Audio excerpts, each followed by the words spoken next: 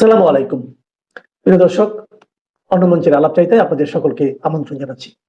শেখ হাসিনা এবছরই দেশে ফিরছেন। এটা আমার কথা নয়, এটা হচ্ছে শেখ হাসিনার কথা। তিনি 28 তারিখে এনডিটিভি ওয়ার্ল্ডকে একটা বিস্তারিত দিয়েছেন, মানে তার সাক্ষাৎকার দিয়েছেন। সেখানে লেখা হচ্ছে, I will return to my country this year, Sheikh Hasina. Any attack on minorities is an attack on the independence of Bangladesh. Stressed Sheikh Hasina is an interview with NDTV. ভালো করে ডেটটা দেখে নিন। ডেটটা হচ্ছে 28 জুন 13:45 2026। NDTV word. আমি এখানে ইংরেজিটা দিয়ে দিচ্ছি, পাশাপাশি আমি বাংলাতে বলেও দিচ্ছি আপনাদের সুবিধার জন্য। দেশের সাবেক প্রধানমন্ত্রী শেখ হাসিনা বলেছেন, সব বাধা ষড়যন্ত্র অতিক্রম করে আমি এবছরই দেশে ফিরে আসব। প্রায় 2 বছর আগে দেশ ছাড়তে বাধ্য হওয়ার পর এই প্রথম একটি বিস্তারিত একান্ত সাক্ষাৎকারে তিনি বাংলাদেশের বর্তমান রাজনৈতিক পরিস্থিতি, আওয়ামী লীগের ভবিষ্যৎ, সংখ্যালঘুদের নিরাপত্তা, গণতন্ত্র, বিচার ব্যবস্থা এবং নির্বাসিত জীবন নিয়ে কথা বলেছেন। প্রশ্ন করা হয়েছে, আপনার বিরুদ্ধে মৃত্যুদণ্ডের রায় রয়েছে, এরপর আপনি এবছর দেশে ফেরার কথা বলছেন, এটি কতটা বাস্তবসম্মত? শেখ হাসিনা বলছেন, আমার দেশে ফেরা ব্যক্তিগত উচ্চাকাঙ্ক্ষার বিষয় নয়, এটি বাংলাদেশের মানুষের রাজনৈতিক অধিকার, গণতন্ত্র পুনঃপ্রতিষ্ঠা, আইনের শাসন এবং মুক্তিযুদ্ধের চেতনা পুনরুদ্ধারের সঙ্গে জড়িত। আমি ক্ষমতার জন্য রাজনীতি করি না, আমি রাজনীতি করি বাংলাদেশের মানুষের জন্য, কল্যাণের জন্য এবং জাতির পিতা বঙ্গবন্ধু শেখ মুজিবুর রহমানের স্বপ্নের সোনার বাংলা গড়ার জন্য। আমার বিরুদ্ধে দেওয়া রায় কোনো ন্যায় বিচার নয়, এটি অবৈধ, অসাংবিধানিক এবং রাজনৈতিক উদ্দেশ্য প্রণোদিত প্রক্রিয়ার অংশ। আমি মৃত্যুকে ভয় পাই না। 1975 সালে আমি আমার বাবা, মা, ভাই এবং প্রায় পুরো পরিবারকে হারিয়েছি। 21শে আগস্ট গ্রেনেড হামলার মাধ্যমে আমাকে হত্যার চেষ্টা করা হয়েছিল। জীবনে বহু ষড়যন্ত্রের মুখোমুখি আমি হয়েছি, কিন্তু প্রতিবারই আমি জনগণের পাশে দাঁড়িয়েছি। জনগণের ভোটে 5 বার প্রধানমন্ত্রী নির্বাচিত হয়েছি এবং দেশের উন্নয়নের কাজ করেছি। তাই আমি স্পষ্টভাবে বলতে চাই, সব বাধা ও ষড়যন্ত্র অতিক্রম করে আমি এই বছরই দেশে ফিরব। প্রশ্ন, অনেকে মনে করেছেন আওয়ামী লীগ আবার জনসমর্থন ফিরে পাচ্ছে, দলটি রাজনৈতিকভাবে ঘুরে দাঁড়াতে পারবে? শেখ হাসিনা বলছেন, আওয়ামী লীগ কোনো কাগজের সংগঠন নয়, এটি বাংলার মাটি, মানুষ, ইতিহাস এবং বাঙালি জাতিসত্তার সঙ্গে গভীরভাবে যুক্ত এবং রাজনৈতিক শক্তি। ৭৭ বছরের ইতিহাসে আওয়ামী লীগ বহুবার হামলার শিকার হয়েছে, রক্ত দিয়েছে, নিষিদ্ধ হয়েছে, কিন্তু প্রতিবারই জনগণের শক্তিতে আবার ফিরে এসছে। আওয়ামী লীগের পুনরুত্থান কোনো কারো ব্যর্থতার উপর নির্ভর করে না, জনগণই আমাদের শক্তি।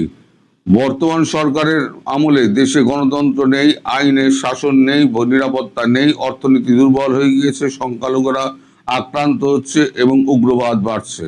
আওয়ামী লীগের নেতাকর্মীরা ভয়াবহ নির্যাতনের শিকার হচ্ছেন, কিন্তু জনগণ অতীত এবং বর্তমানের পার্থক্য বুঝতে পারছে এখন।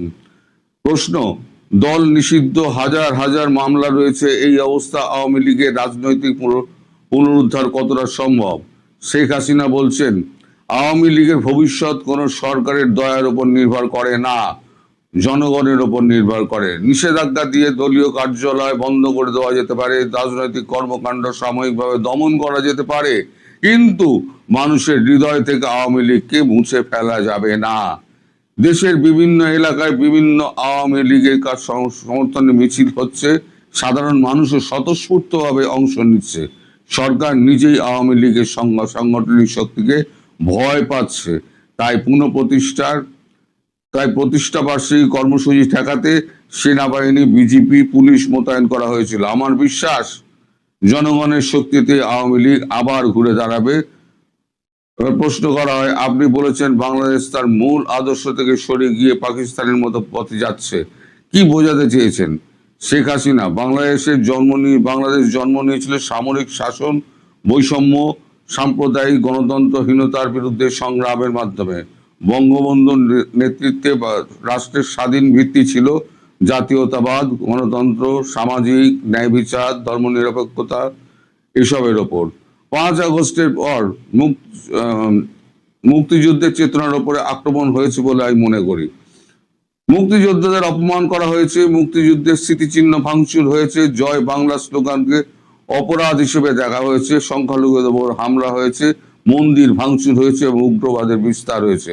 অন্যদিকে আওয়ামী লীগের শাসনামলে বাংলাদেশ অর্থনৈতিক প্রবৃদ্ধি, দারিদ্র্য হ্রাস, বিদ্যুৎ, শিক্ষা, স্বাস্থ্য, অবকাঠামো এবং ডিজিটাল উন্নয়নের উল্লেখযোগ্য অগ্রগতি অর্জন করেছিল বলে তিনি দাবি করেন। তার ভাষায়, পদ্মা সেতু, metro rail, Karnaphuli tunnel, Bangabandhu satellite এবং ডিজিটাল বাংলাদেশের মতো প্রকল্প দেশকে উন্নয়নের রোল মডেলে পরিণত করেছিল। প্রশ্ন, বিএনপির সঙ্গে গোপন সমঝোতার কোনো আলোচনা চলছে কি? শেখ হাসিনা, এসব গুজব। গণতন্ত্র, আওয়ামী লীগের রাজনৈতিক অধিকার এবং জনগণের ভোটাধিকার কোনো গোপন দর কষাকষির বিষয় নয়। আওয়ামী লীগের উপর নিষেধাজ্ঞা প্রত্যাহার করা কোনো অনুগ্রহ নয়, ন্যায় বিচার ও দয়া নয়, এটা সাংবিধানিক অধিকার। প্রশ্ন, সংখ্যালঘুদের উপর হামলা এবং ইসলামিক গোষ্ঠীর হুমকি সম্পর্কে আপনার মতামত কি? শেখ হাসিনা, এটি একটু অতি উদ্বেগজনক, বেদনাদায়ক। 5 আগস্টের পর হিন্দু, বৌদ্ধ, খ্রিস্টান, আদিবাসী, আহমদিয়া, সুফি সম্প্রদায়ের মানুষ নিরাপত্তাহীনতার মধ্যে রয়েছে বলে তিনি অভিযোগ করেন। মন্দির ভাঙচুর, প্রতিমা ভাঙা, বাড়িঘর লুট, চাঁদাবাজি, নারীর প্রতি সহিংসতা এবং ধর্মীয় অনুষ্ঠানে বাধা দেওয়ার ঘটনাও ঘটেছে বলে তিনি দাবি করেন। তিনি বলেন, সংখ্যালঘুরা কোনো ভোট ব্যাংক নয়, তারা বাংলাদেশের সমান আত্মমর্যাদার নাগরিক। সংখ্যালঘুদের উপর হামলা মানে বাংলাদেশের স্বাধীনতার চেতনার উপরে হামলা। প্রশ্ন, ভারতে নির্বাসিত জীবন কিভাবে কাটছে শেখ হাসিনা? অনেকদিন ধরেই আমার ব্যক্তিগত জীবন নিয়ে কিছু বলতে চাই না। আমার পরিবার পরিজনের সঙ্গে যোগাযোগ আছে, কিন্তু আমার মন পড়ে থাকে বাংলাদেশে। সে দেশের মানুষের কাছ থেকে দূরে থাকা, মাটির থেকে দূরে থাকা এবং প্রতিদিন নেতাকর্মীদের কষ্টের খবর শোনা অত্যন্ত বেদনাদায়ক। তবু দূর থেকেই আমি প্রতিদিন বাংলাদেশের পরিস্থিতি পর্যবেক্ষণ করি, নেতাকর্মীদের খোঁজ রাখি এবং আন্তর্জাতিক অঙ্গনে বাংলাদেশের গণতন্ত্র ও মানবাধিকার পরিস্থিতি তুলে ধরার চেষ্টা করি। আমার শক্তি বাংলাদেশের জনগণ, আওয়ামী লীগের নেতাকর্মী, জাতির পিতার আদর্শ। আমি বিশ্বাস করি বাংলাদেশের মানুষ আবার গণতন্ত্র ফিরে আনবে এবং জনগণের শক্তি দিয়ে আওয়ামী লীগ আবার ঘুরে দাঁড়াবে। তার মানে দৃঢ় প্রতিজ্ঞ শেখ হাসিনা ফের বাংলাদেশে এবছরই ফিরছেন। আমি যেটা বলেছিলাম, আগামী 2 মাসের মধ্যে, আপনারা অনেকে হেসেছিলেন, গুজববাজ বলেছিলেন আর কত গুজব চালাবেন। আজকে তিনি নিজে এনডিটিভি ওয়ার্ল্ডকে ভারতবর্ষের নয়, বিশ্বের অন্যতম একটা শ্রেষ্ঠ গণমাধ্যমকে তিনি আজকে একটি লম্বা ইন্টারভিউ, গতকালকের লম্বা একটি 28 তারিখে লম্বা একটি ইন্টারভিউ দিয়েছেন। তাতে তিনি আদ্যপান্ত পরিষ্কার করে বলে দিয়েছেন তিনি কি চাইছেন, তিনি কবে ফিরবেন, তিনি কি করতে চাইছেন, তার আগামী পরিকল্পনা কি এবং তার মাথার মধ্যে কি আছে, তার ভাবনা চিন্তা সমস্তটা একদম পরিষ্কার বলে দিয়েছেন। অতএব আমি যেটা বলছিলাম, ভারতবর্ষ ভেতরে ভেতরে ভেতরে ভেতরে তৈরি হচ্ছে, সমস্ত অঙ্ক ঠিক হয়ে গিয়েছে, এইবার শুধু আসল খেলার প্রয়োজন। সেই খেলাটা এইবারে খেলা হবে। দেখুন, চীনের সঙ্গে কথা হয়ে গেছে, আমেরিকা বারবার দৌড়চ্ছে, ভারত কিন্তু আমেরিকার কাছে দৌড়য়নি, একবারও যায়নি, বরং বলেছিল আমাদের ব্যাপার আমরা মিটিয়ে নেবো, আপনার নাক গলাতে হবে না। ভারতের কাছে যে আর্জি দেওয়া হয়েছিল, ভারত কিন্তু সেই আর্জি খারিজ করে দিয়েছে। আবার মার্কো রুবিওর খবর আমি সকালবেলা করলাম যে মার্কো রুবিও প্রস্তাব দিয়েছে যে প্রেসিডেন্ট ট্রাম্প তিনি এখানে এসে দুটি বিষয়ে কথা বলবেন, একটা হচ্ছে ট্যারিফ আর একটা হচ্ছে বাংলাদেশের ব্যাপারে এবার তিনি চুক্তি করবেন। আমার মনে হয় চুক্তি অব্দি এগোবে না। চুক্তির আগেই এবছরই উনি বলেই দিলেন এবছর ভারতবর্ষ সেই রকম ব্যবস্থা করে তাকে তার সস্থানে বসিয়ে দেবে এবং আমার কথাটি ফলল, নোটে গাছটি মুড় হলো। সবাই ভালো থাকবেন। আসসালামু আলাইকুম। প্রিয় দর্শক, খবরটাকে অনেকে বলতে পারেন ব্রেকিং নিউজ, অনেকটা তেমনই। দেশে ফেরার বিষয়ে শেখ হাসিনা এতদিন বলে এসেছেন যে কোনো সময় তিনি দেশে ঢুকে পড়বেন, খুব শিগগিরই তিনি দেশে ফিরবেন। কিন্তু এবার একেবারে টাইম ফ্রেম বেঁধে দিলেন।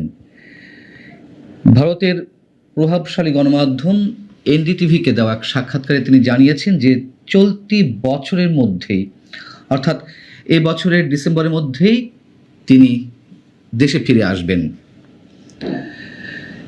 এর আগে আপনাদের জানিয়েছিলাম যে শেখ হাসিনার পক্ষ থেকে ট্রাভেল পাস চাওয়া হবে দিল্লিতে বাংলাদেশ হাই কমিশনের কাছে, এমন কথা জানিয়েছিলেন শেখ হাসিনার পক্ষ থেকে প্রবাসী একজন আওয়ামী লীগ নেতা, এবং সেই ট্রাভেল পাস চাওয়া হবে 2026-এর 15ই আগস্টের আগেই।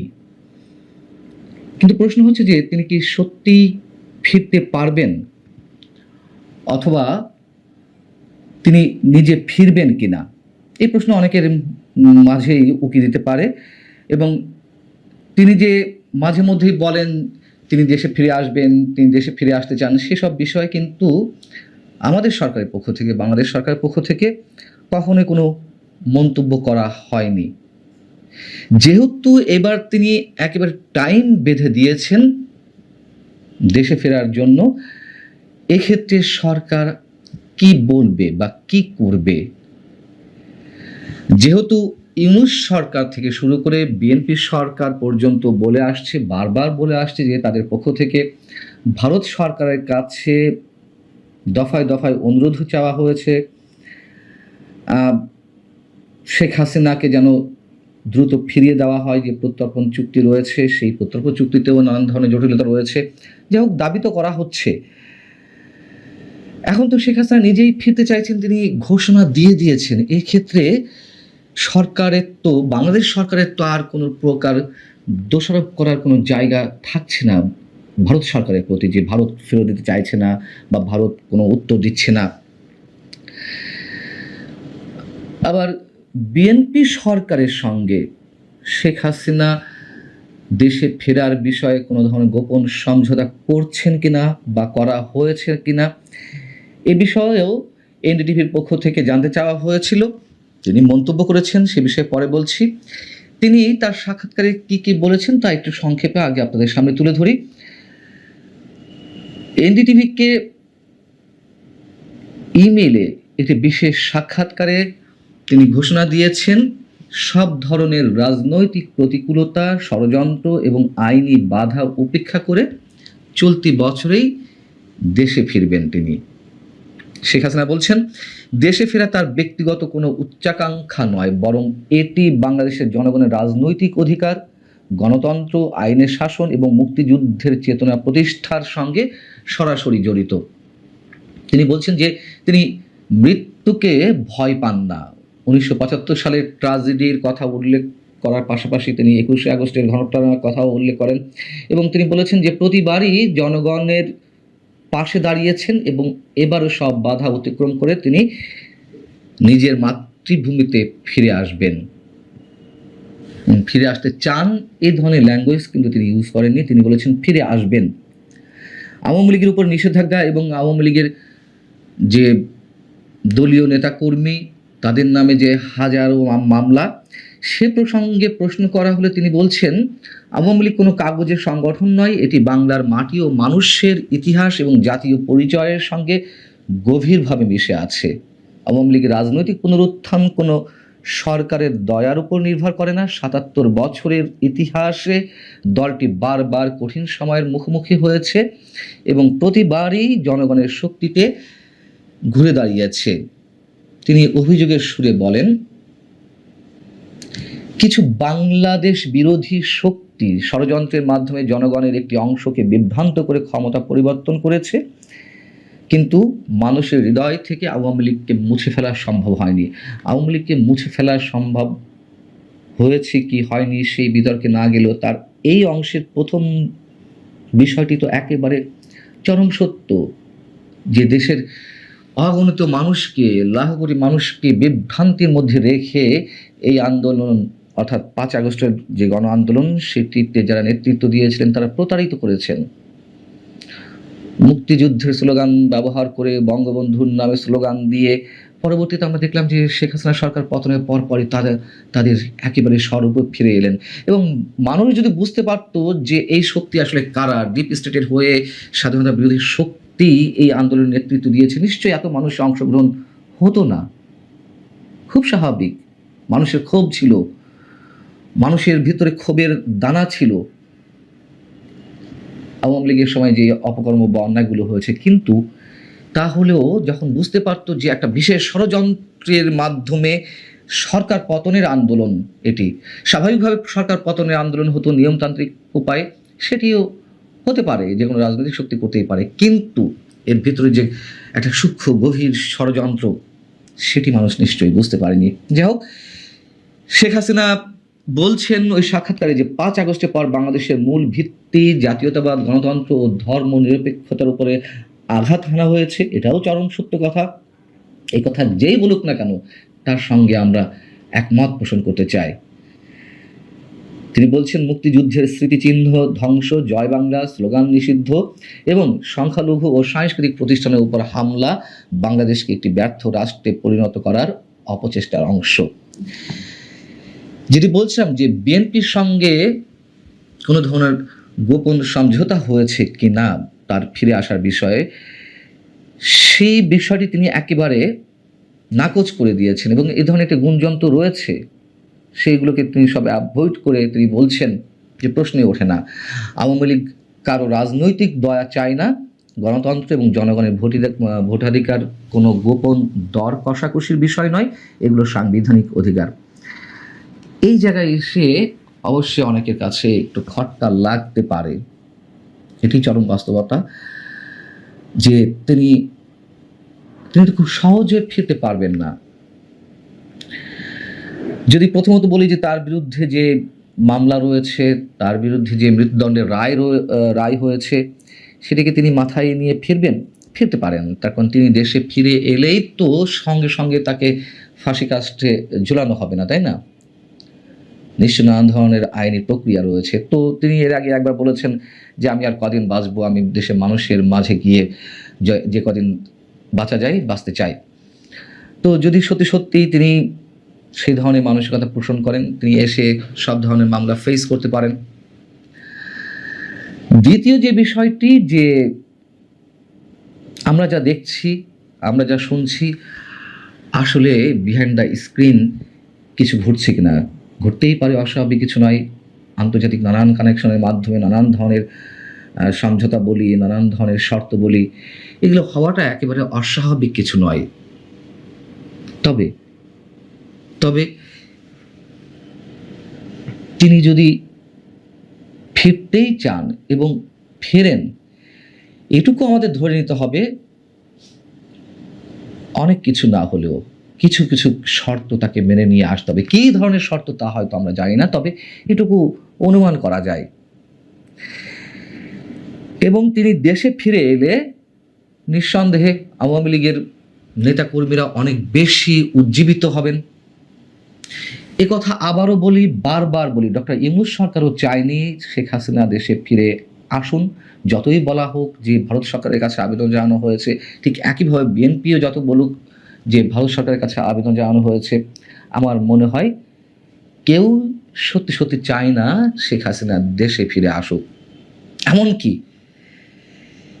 এনসিপির যে নেতারা, যারা গণ আন্দোলন বা অভ্যুত্থানের নেতৃত্ব দিয়েছেন,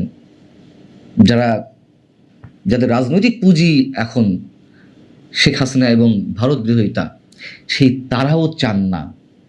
এটা মোটামুটি আমি স্পষ্ট করে বলতে পারি, আমার মনে হয় যে তারাও চায় না দেশে ফিরে আসুক শেখ হাসিনা। তারাও জানে শেখ হাসিনা ফিরে এলে কি হতে পারে। অতএব যেগুলো দাবি করা হয়, যেগুলো বলা হয়, সেগুলো শুধুই বাগাড়ম্বর। যেহেতু তিনি ঘোষণা দিয়েছেন এই বছরের মধ্যে ফিরে আসতে চান, আমার মনে হয় এটি একেবারে হালকা কোনো বিষয় নয়। এর আগে ইনডিরেক্টলি বা ধোঁয়াশাচ্ছন্নতার মধ্য দিয়ে যে কথাগুলো বলেছেন দেশে ফিরে আসার বিষয়ে, সেগুলোর সঙ্গে এবারের ঘোষণাটি অনেক অনেক পার্থক্য। এখন আমাদের দেখার বিষয় সরকার আসলে কি বলে বা কি করতে চায়, সত্যি সত্যি তাকে বিচারের মুখোমুখি করতে চান কিনা। আর শেখ হাসিনা যেহেতু বারবার বলে আসছেন এবং এবার নির্দিষ্ট করে বলেছেন, নিশ্চয়ই নিশ্চয়ই কোনো কিছু একটা ঘটছে। আর তিনি যদি বলার জন্যই বলেন শুধুমাত্র, অনেকে বলতে পারেন যে তিনি নেতাকর্মীদের উজ্জীবিত করার জন্য এই কথাগুলো বলছেন। আমার মনে হয় এইবারের ঘোষণাটি একেবারেই হালকাভাবে নেওয়ার কোনো কারণ নেই। ভালো থাকুন সবাই।